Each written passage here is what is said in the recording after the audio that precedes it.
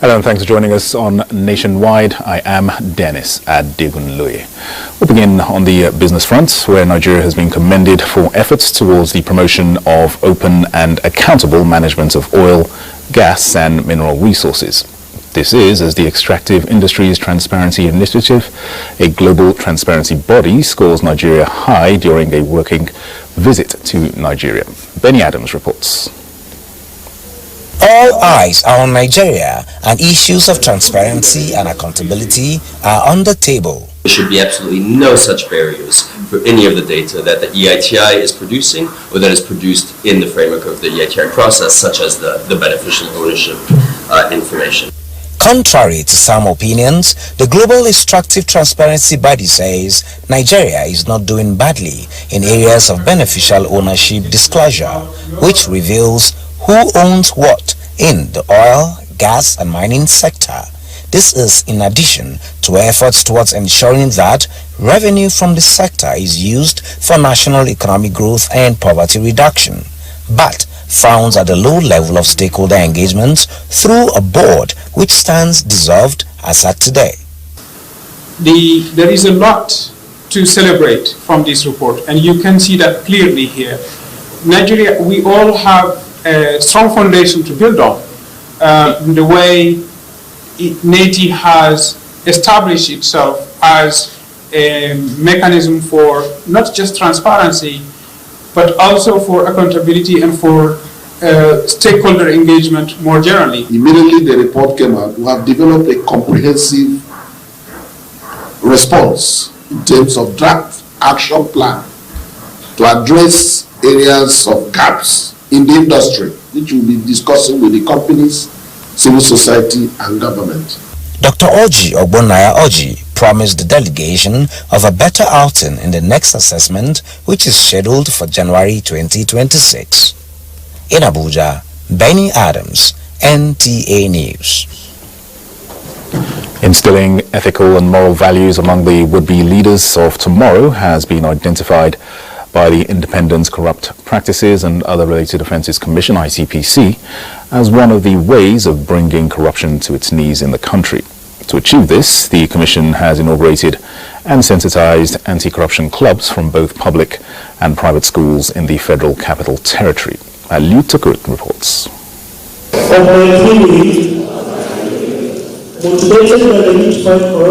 These are the new set of anti-corruption ambassadors, with corruption said to be responsible for the socio-economic underdevelopment in the country. The ICPC says combating the menace from the grassroots is necessary, and these young anti-corruption crusaders are expected to help government preach the gospel of good virtues among fellow students and report to the ICPC any corrupt practice not only in their schools but the society in general. You witness firsthand the corrupt practices occurring within our schools, from teachers demanding bribes or sexual gratification for higher grades with the embezzlement of school funds, as well as abstaining from classes. These acts of corruption erode the foundation of our educational system. The ambassadors say the occasion is an opportunity for them to share ideas on how to fight corruption. We need to educate our students more on corrupt practices and how to avoid it. I'm trying my best to persuade people to join the anti-corruption club. The anti-corruption club is an initiative that the ICPC says will be replicated across the country. Aliu Tukur, NTA News. 9 by-elections and 39 rerun elections will hold in 26 states on February the 3rd, and the chairman of INEC, Professor Makamudi Yakubu, as well as the Inspector General of Police, Kayode Egbetokun, have promised to use the elections as a litmus test for the Edo and Ondo governorship elections coming up later this year. This was during an interagency consultative meeting on election security held in Abuja. Mia Ogidi tells us more.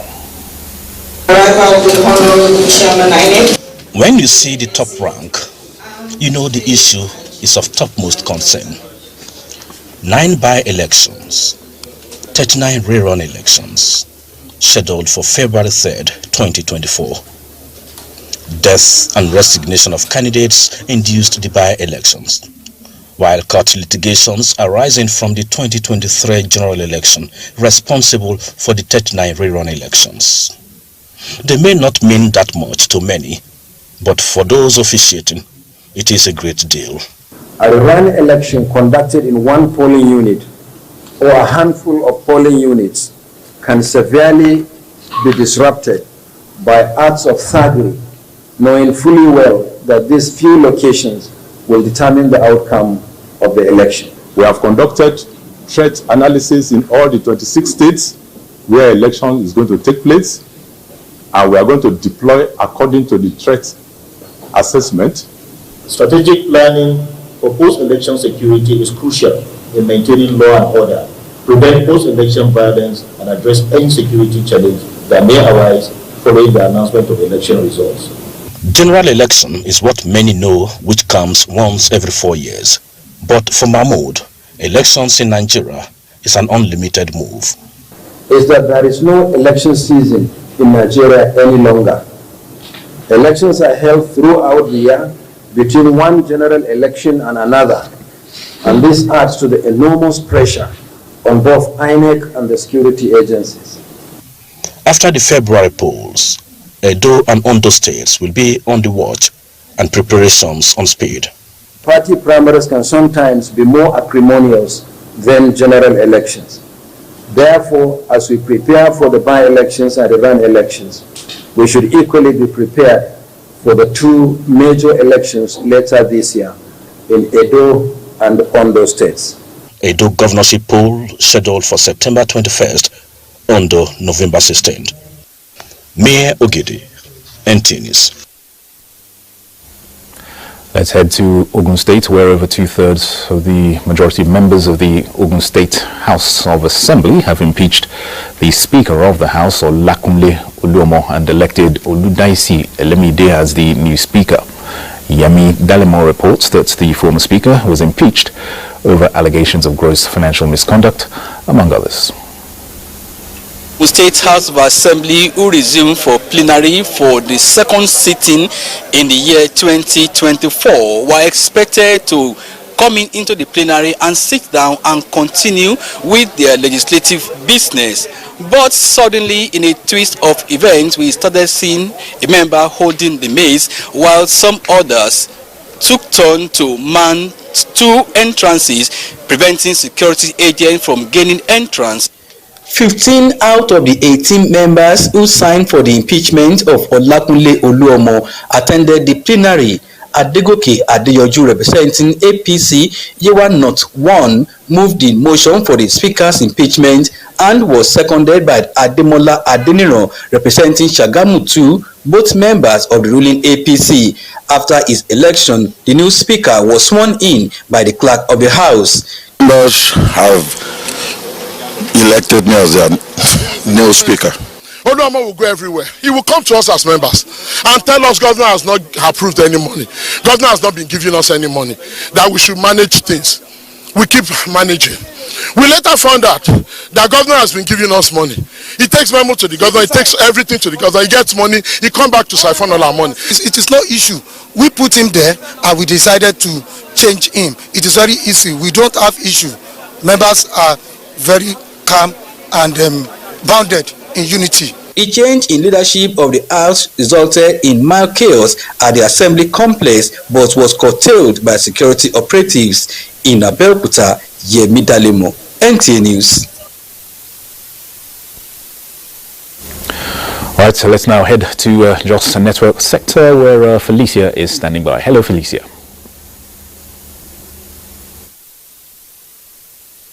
Hello, Dennis. Welcome to Jos. There was a mild drama at the Plateau Assembly as sacked 16 PDP lawmakers attempted entry into the chambers, following Supreme Court judgment that affirmed the victory of Governor Caleb Mutfwang. Ruth Stephen Hoke reports that the lawmakers claim they have similar case of party structure with the governor who won at the Supreme Court. The 16 members were sacked in November 2023 on grounds that the party had no structure to nominate them as candidates. The members who stormed the premises of the old government house in Jos were denied access into the chambers by security personnel. The Speaker of the State House of Assembly, Gabriel Diwan, calls for calm as efforts will be made for clarification. So for now, there's nothing as an assembly we can say, because as law-abiding lawmakers, we allow the institution saddle responsibility of interpretation of the law to interpret the law. So at due cost, we will feed the public with the next line of action. Their spokesperson, Ishaku Maren, says they have similar case with the governor who later won at the Supreme Court. We are satisfied and convinced with the position of the Right Honorable Speaker. As you are aware, we are law-abiding citizens of this country and this state, and we are lawmakers. We are not supposed to be lawbreakers. And as you can see, we coordinate ourselves. We are harmonious in our approach, and we are cordial. And by that, we agree absolutely with the position of the leadership of the Plateau State House of Assembly. Meanwhile, no date has been communicated on when the House will officially resume. In Jos, Ruth Stephen Hockey, NTA News. And away from legislative matters, Plateau State government is to commence coconut production with a target of cultivating at least 13,600 hectares across the 17 local government areas of the state. This came to fore at a forum for stakeholders in the agricultural sector in Jos. Balkis Nuhu has details. Aside other agricultural initiatives embarked upon by the state government to boost food production and generate income for the state, the administration has joined other producers of coconuts in view of enormous benefits. This forum, organized by the Plateau State Ministry of Agriculture in collaboration with the National Coconut Development Propagation Initiatives, seeks to create jobs and wealth by reducing poverty through cultivation, processing and marketing of coconuts, introducing local content interventions and methodologies. It's going to help us as a country, as a state, to come out of poverty. And for that, seedlings, they've said they have now that per tree produces 150 fruits. For Plateau State, this project will revolutionize agriculture and create empowerment for citizens. When we met with NATCODEV and they practically showed us what they have done in other places that is beginning to bring wealth to people, we felt that this is something that has to be done on the plateau. Coconut is considered the tree of life because of what you can get out of it. 350 derivatives. It's possible to plant 3 million trees of coconut on the plateau from the public sector.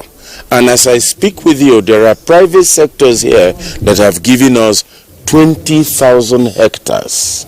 Other stakeholders stress on the need for participants to invest in the project for future benefits, which are enormous. In Jos, Bilkis Nuhu, NTA News. And those are the stories from here. Dennis is back to you in Abuja for the continuation of Nationwide. Thank you, Felicia.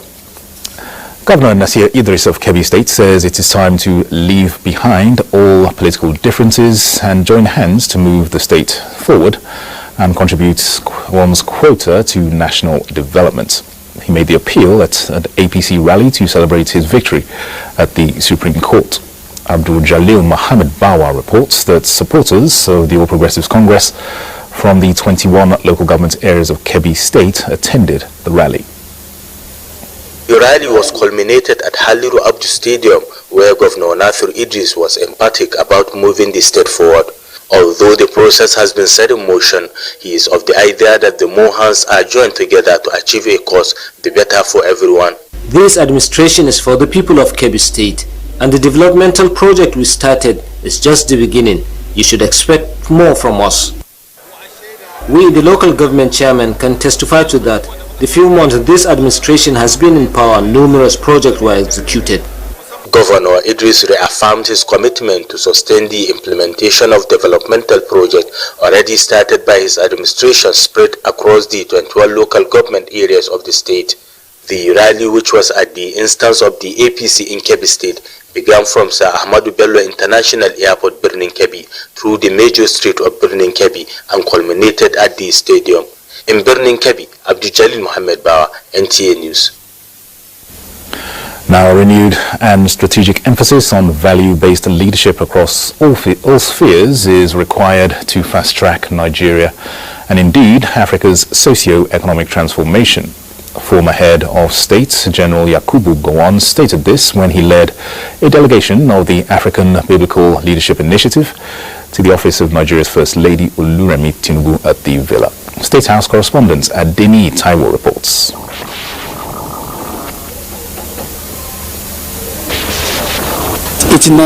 General Yakubu Gowon marches on with vigor as an advocate of positive values driven by faith. He is here at the presidential villa on one of such missions, leading an 8-man delegation of the African Biblical Leadership Initiative, ABLI, to brief the First Lady Oluremi Tinubu on the 2024 International Conference of the initiative slated to hold in Abuja between October 22 and 24 this year. The theme of the ABLI 2024 conference is value-based leadership model for Africa, with the following sub-themes. 1. The value of justice. With its emphasis on empowering African leaders with truths that can foster integrity, the ABLI International Conference presents Nigeria another opportunity to promote value of wisdom, integrity, and social harmony. To me, it's a question of either praying and appealing to the various individuals who are really engaged in this criminality, to really think of the evil that they're doing to society, and to see how they can really change. Well invested in youth development herself, Nigeria's First Lady is particularly delighted that the international conference is taking the youth along to give them proper mindset. She says leaders must reinforce the message of hard work and integrity to lead the youth in the right direction. Because there's so much we in the Christendom, I would say, have been feeding, the youth with that are not really particularly healthy. She called on Christians in the country to always show love and religious tolerance, noting that President Bola Tinubu's administration is a liberal government that works for the good of all Nigerians. And if we show love, that's how people can come to Christianity, because that's what Christianity is all about. The First Lady is expected to attend the international conference as a special guest of honor. Established in Addis Ababa, Ethiopia in 2010, the African Biblical Leadership Initiative has held its international conferences across major African capitals, including Kigali, Nairobi, and Yaoundé. In the State House, Adeni Taiwo, NTA News. And just a short while ago, the Minister of Information and National Orientation, Mohammed Idris, formally received the reports of the National Values Charter and promised that the Tinubu administration will focus on promoting peace and national unity among Nigerians. And joining me now in the studio, we have the Director General of the National Orientation Agency, Lanre Issa Onilu, to talk more on this charter with us. So you're very welcome to our studios. Thank you for having me. All right, so a new charter is about to be launched. Just highlight what this charter is all about and what Nigerians can expect. Yeah, well, it's simple.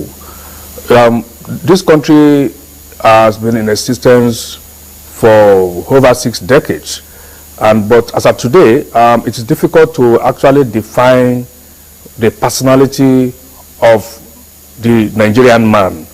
And when you don't have that value system properly defined, then people will take a recourse to whatever the divide or sectional affiliations they have. So what we have been seeing in this country is that the Nigerian man has not emerged, and it has been difficult for us to have a nation out of the various peoples that we have. We have the Yoruba culture, the Igbo culture, the Hausa, all kind of cultures that we have, and there are several positive elements of these cultures that we need to aggregate and create and evolve a national culture that will make all of us to have that common value system that will guide us. Otherwise, we create a vacuum, and that vacuum has led to a situation where immorality and indecency and all kind of lifestyle that are not of us have taken over the atmosphere. So the National Value Charter is an attempt by this government to, for once, create a national value system for the country, for us to have a lifestyle, and for the Nigerian and the country to have a social contract that make us to be committed, to be patriotic, and to have the love of our country. So this is what this is all about. If you look at all the challenges we have in this country, it's about attitude. So you can have all the infrastructural developments you want, but if our attitude remains the same, then we cannot go far. So we must create that attitudinal change and ensure that Nigerians now are properly nurtured in the spirit of that national value system, where we can stand up anywhere in the world as people of positive characters. All right, are we expecting the launching of this charter anytime soon, or when we wishing Nigerians actually expect it to come into being? Today's event was actually a significant milestone in this journey to institutionalize this value system. And now that the minister has received the final report from the committee, actually there have been series of committees, so this is the last committee that has put together and finalized a blueprint. And so we will be expecting in short period for the president to unveil the National Value Charter, and then a lot of other strategies to institutionalize these values in our system, in our lifestyle, in the way we do things in this country would now commence. And I can assure you that we have mapped out very enduring and comprehensive strategies that would make the process of socialization for these values to sync with the way we run our affairs for now and for future. All right, Director General, National Orientation Agency, Lanre Issa Onilu. Many thanks for giving us a bit overview of this charter that we're all expecting eagerly to come into being very soon. Many thanks. Thank you very much. All right, it's time now to join our Lagos Network Center, where Adiola is standing by. Adiola, good afternoon.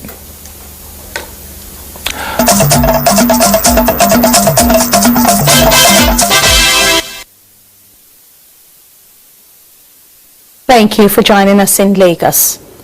The inability of firefighters to access Mandila's building, which was gutted by fire, was largely responsible for the difficulty in mitigating the impact of the inferno, which destroyed property worth millions of naira. To forestall a reoccurrence of this nature and allow firefighters right of way, the Lagos state government has begun demolition of illegal structures, especially stores obstructing the road leading to Mandilas on Broad Street and surrounding areas. Joel Popola, who visited the scene, says affected traders are still counting their losses. Security personnel are on ground to cordon off the scene of the incident and to prevent looting and other nefarious activities. The edifice, which is a popular landmark on Broad Street, is now in ruins. Firefighters are still on ground as smoke from the building is indicative of the fact that the fire has not been completely extinguished. Moving on now. Removing Nigeria from the list of nations with high number of out-of-school children, educationists say calls for intensive advocacy programs and enforcement of laws that guide assessing education at the basic levels. This came to the fore while reacting to the multifaceted challenges facing the educational sector in Nigeria. Larry Belay completes the report. There are peculiarities to challenges facing education in Nigeria, depending on the region. According to educationists, their research findings showed that contributory factors to primary school absenteeism in the northern part of the country include low level of parental education, insurgency-fueled conflicts, gender inequality, low income, perceived poor teacher performance, and distance to the school. While in the southern part, the high cost of education, poor teachers' welfare, decreasing students' interest in education, ill-equipped educational infrastructure, especially at the grassroots, for example, libraries, laboratories, are all pointers to the challenges facing education. Governments need to take decisive decision about those who have refused to send their children to school or those that are not in school because of insecurity in the country. This syndrome of getting rich quick and people are being celebrated without knowing the source of their wealth is making people to say, why should I go to school? With the present administration moving towards a knowledge-based economy, championing of digital economy is the new vista. Education becomes essential to unlock potentials to drive these visions. Key players say it won't be overnight, but the time to tackle these challenges is now, with commitment from the ministries of education at the federal, state and local government levels, while the society plays its role with sincerity of purpose. In Lagos, Larry Bilayi, NTA News. And those are the reports from Lagos. Dennis, is back to you for more on Nationwide. Many thanks, Adiola.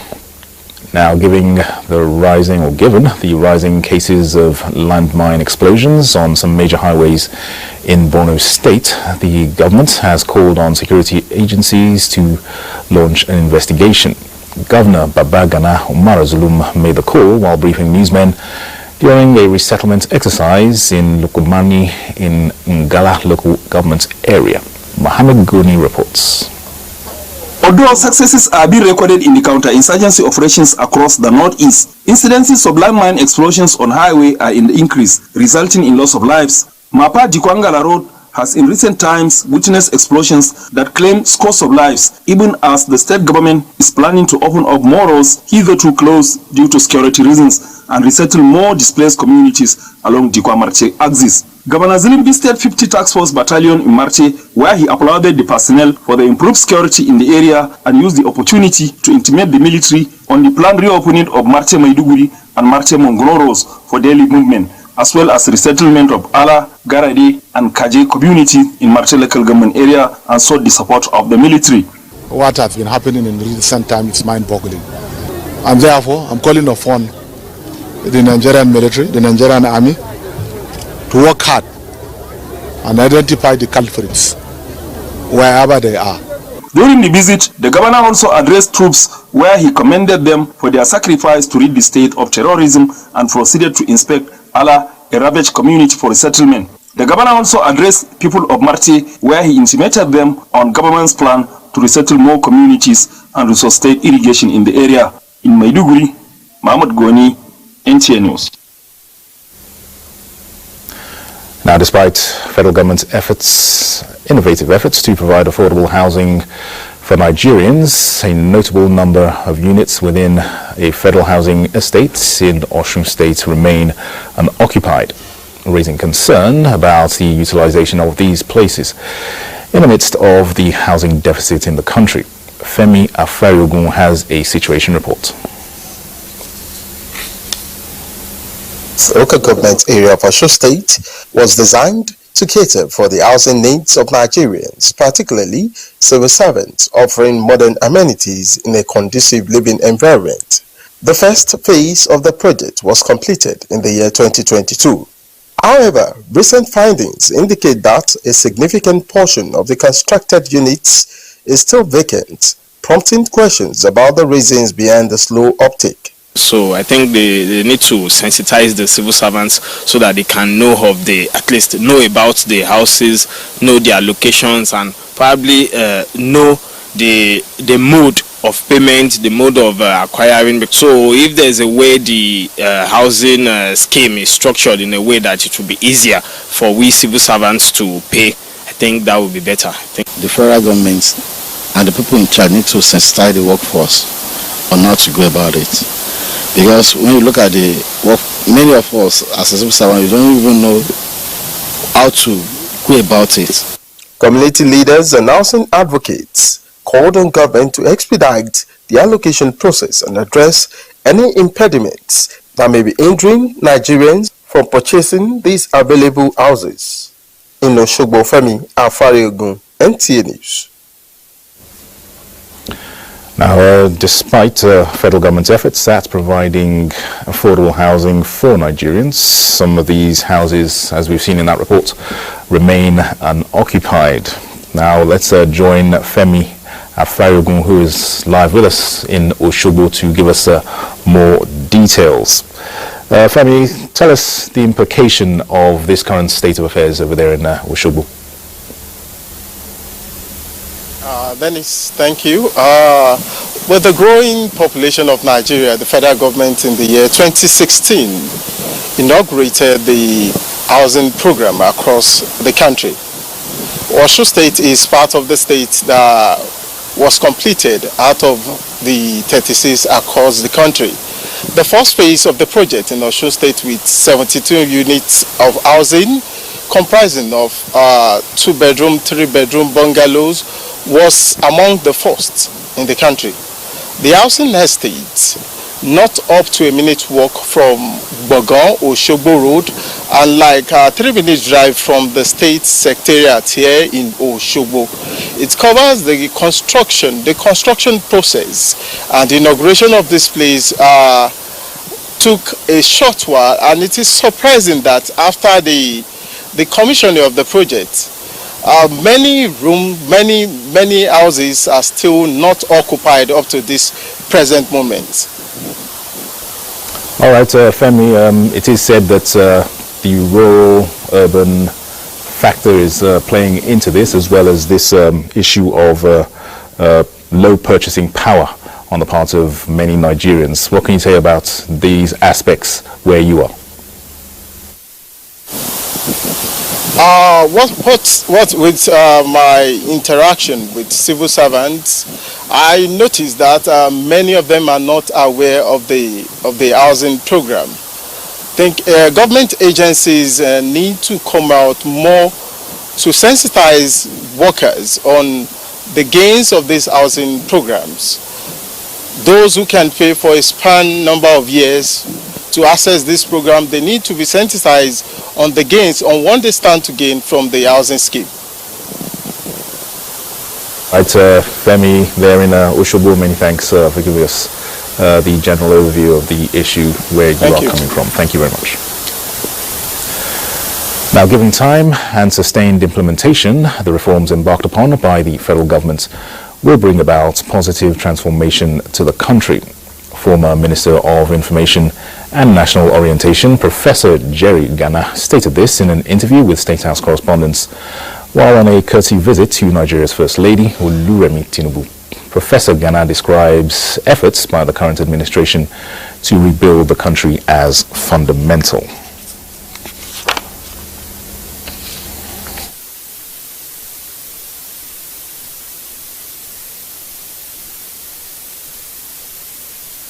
I want to congratulate government in these reforms because they are very fundamental.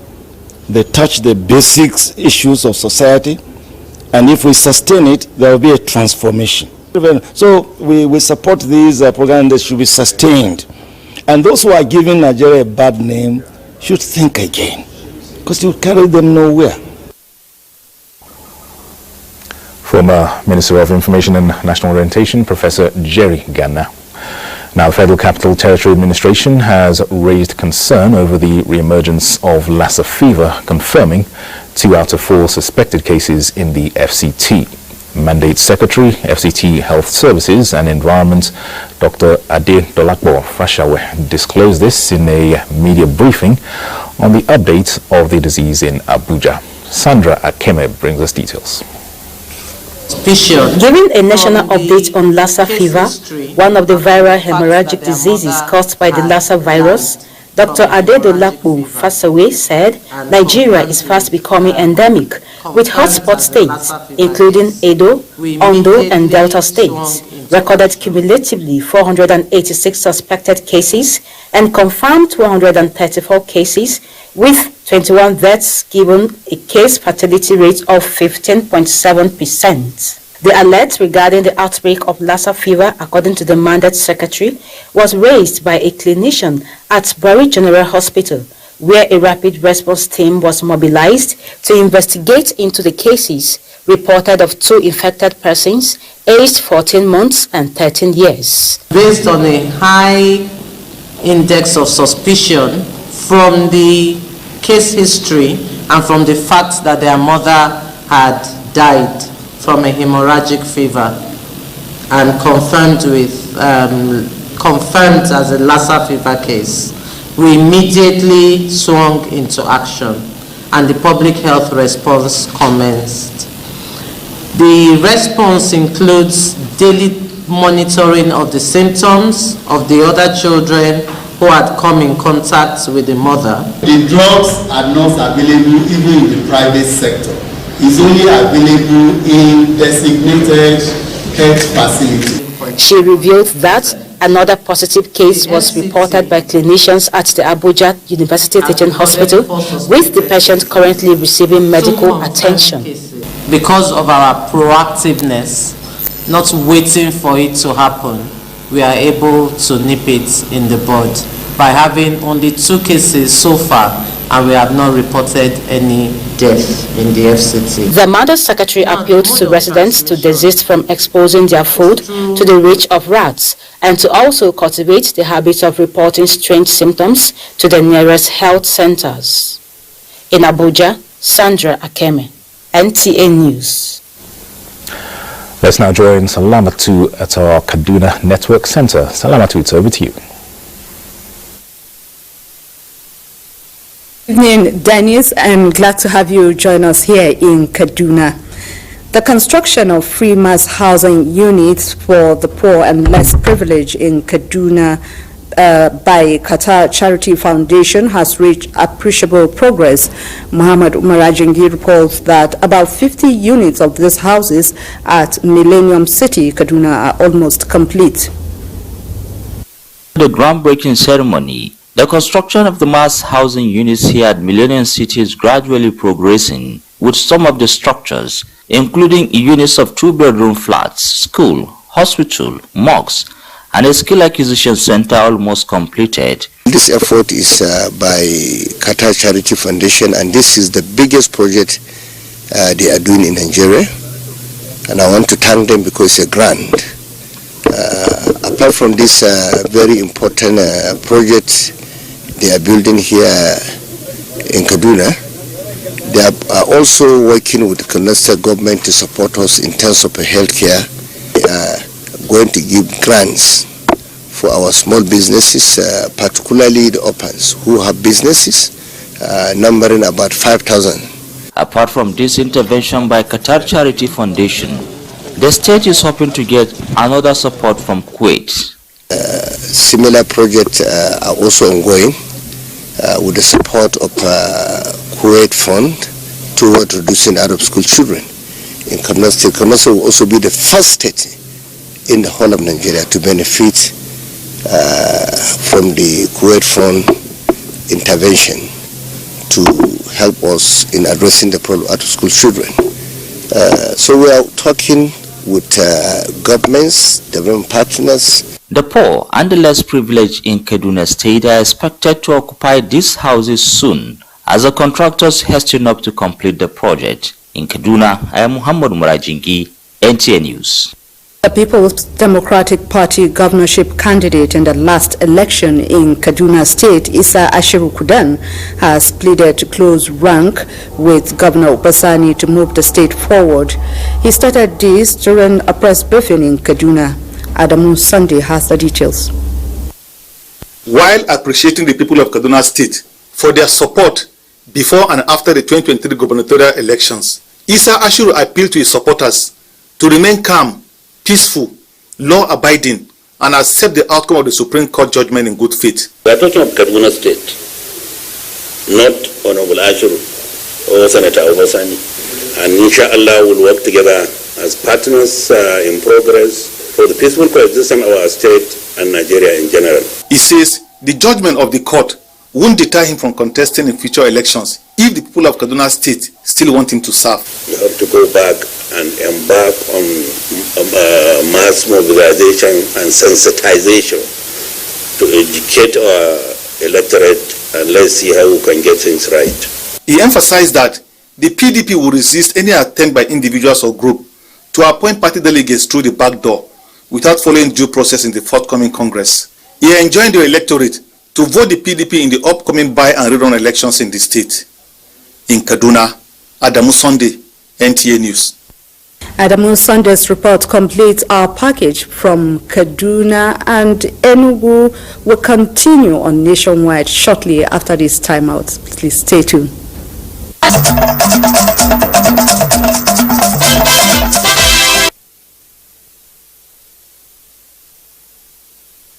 Thank you so much for staying on. Welcome to Enugu.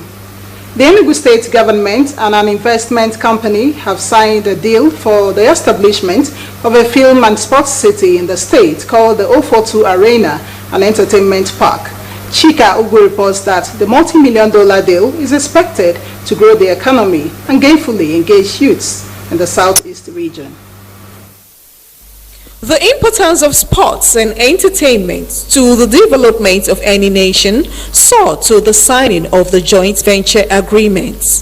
The Chief Executive Officer of the investment company said the intent of creating the 042 Arena is to catch young talents, train them, and create wealth.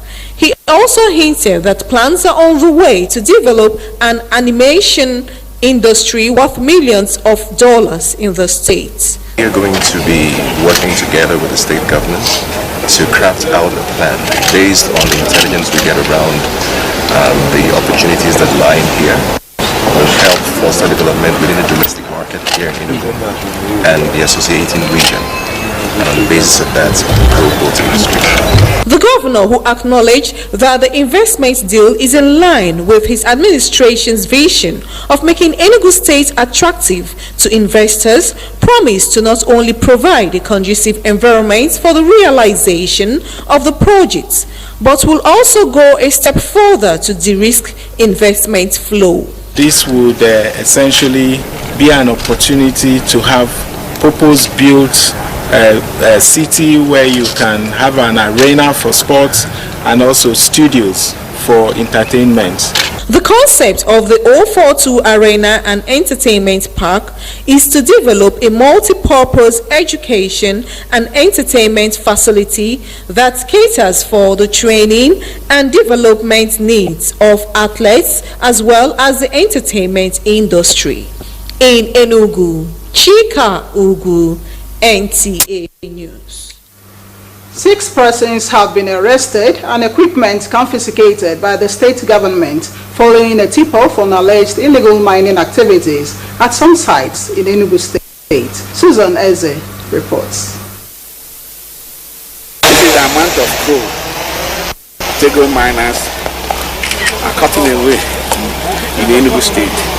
Although this illegal mining site was among those earlier sealed few months ago by the Enugu State government, the authorities received information that illegal activities were still going on at some of the sealed sites. This unscheduled visit to the Ezimo site by government officials and the police confirmed the information, and arrests were made at the site. Hey, don't do that. Don't do that. Lamenting the environmental degradation and economic losses due to these illegal activities, the special advisor to the governor on energy and solid minerals, Dr. Kingsley Naji, who led the team, maintained that government is determined in its resolve to halt all illegalities and harness the new opportunities in the mining sector. Genuine investors, he said, are however welcome. The state government is very particular about our environment, and the health hazard this mining sites can cost our people, and we want to avert it, get it right. Enugu state government is inviting business to come to Enugu. We are not anti-business. However, Enugu state government will not tolerate illegal business, particularly illegal mining. 6 persons were arrested. Equipment confiscated include 4 trucks belonging to some buyers of the mined coal. The site was sealed again. In Enugu, Susan Eze, NTA News.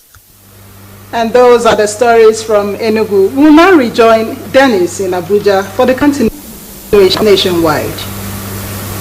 Thank you, Chinenye. Now, as part of efforts to secure lives and property of residents in Osun State, Governor Ademola Adeleke has directed the establishment of a state security trust fund as a matter of urgency. The governor hinted that the fund will operate on a public-private partnership model in collaboration with corporate organizations, business communities, industrialists, and critical stakeholders. The fund will be deployed for the provision of material and logistic support for security operatives in the state. He commends security operatives for their efforts thus far in safeguarding lives and property in the state. And next is a sports update with Olumide Eguntola. Attention of football-loving Nigerians turned to Group C last group game Tuesday, as the Super Eagles is scheduled to play the second-place team in Group C, which is either Cameroon or Guinea in the round of 16 matches at the ongoing AFCON in Cote d'Ivoire.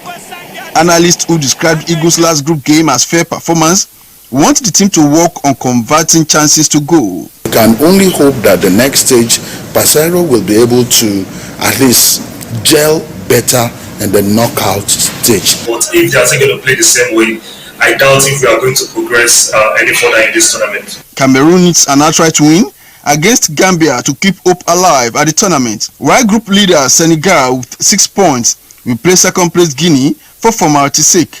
In Group D, Algeria needs the maximum points at stake, while Angola and Burkina Faso need a draw to stand a chance of progressing to the second round. Back home in Nigeria, the bilateral relationship between Nigeria and China received a boost with the conclusion of the 4th edition of Sino-Nigeria Badminton Friendship Tournament held in Lagos. Team Nigeria dominated the medals table, winning gold medals in most of the categories of the event. The bonding, the networking was a perfect one. And most importantly, we are helping the game of badminton. And that's the main objective of the whole arrangement. It's going to help us a lot. It's going to improve the relationship between Nigeria and China. We are not doing it only with China. Similarly, the India community in Nigeria is using the Rajasthan Premier League to grow the game of cricket in Nigeria and help youth in their host communities develop interest in the game. We have good participation from the children. They have been winning different kind of matches and tournaments, as well as on the different sports and the school level and the state level. Ridgeville Royals cricket team emerged champion of the season 7 of the league at the Tafa Balewa Cricket Oval in Lagos. With sports update, Olumide Gutola, NT News. And Sports Update concludes Nationwide. Many thanks for your time. I am Dennis Adegunloye.